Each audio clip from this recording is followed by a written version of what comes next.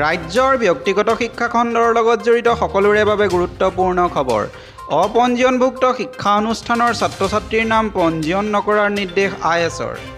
অনিশ্চয়তাত নৱম একাদশ শ্ৰেণীৰ সহস্ৰাধিক ছাত্ৰ-ছাত্ৰীৰ ভৱিষ্যত।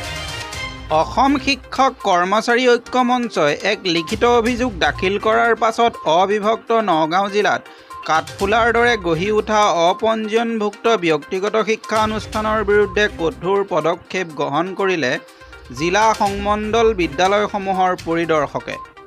এক নিৰ্দেশযোগে অবিভক্ত জিলাখনৰ সকলো চৰকাৰী উচ্চতৰ মাধ্যমিক আৰু কনিষ্ঠ মহাবিদ্যালয়ৰ মুৰব্বীসকললৈ চৰকাৰী নীতি অনুসৰি পঞ্জীয়ন নথকা শিক্ষা অনুষ্ঠানসমূহৰ নৱম আৰু একাদশ শ্ৰেণীৰ ছাত্ৰ-ছাত্ৰীৰ পঞ্জীয়ন নকৰিবলৈ জনোৱা হয়, যাৰ ফলত জিলাখনৰ বিভিন্ন প্ৰান্তত শেহতীয়াকৈ ব্যক্তিগত খণ্ডত গঢ় লৈ উঠা প্ৰায় শতাধিক সংখ্যক এনে শিক্ষা অনুষ্ঠানৰ ছাত্ৰ-ছাত্ৰীৰ জীৱনলৈ ঘোৰ অমানিশা নামি আহিছে।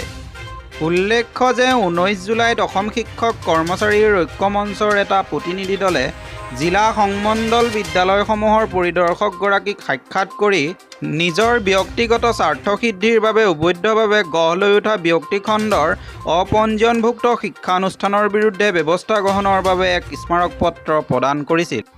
অৱশেষত জিলা সংমণ্ডল বিদ্যালয়সমূহৰ পৰিদৰ্শকগৰাকীয়ে Assam non government education regulation and management act 2006 অনুসৰি শেহতীয়াকৈ গঢ় লৈ উঠা অথবা বিভাগীয় পঞ্জীয়ন নথকা সকলো ব্যক্তিগত খণ্ডৰ শিক্ষা অনুষ্ঠানক তৎকালীনভাৱে পঞ্জীয়ন ব্যৱস্থা কৰি ছাত্ৰ-ছাত্ৰীৰ ভৱিষ্যত সুনিশ্চিত কৰিবলৈ আহ্বান জনাইছে। ধন্যবাদ।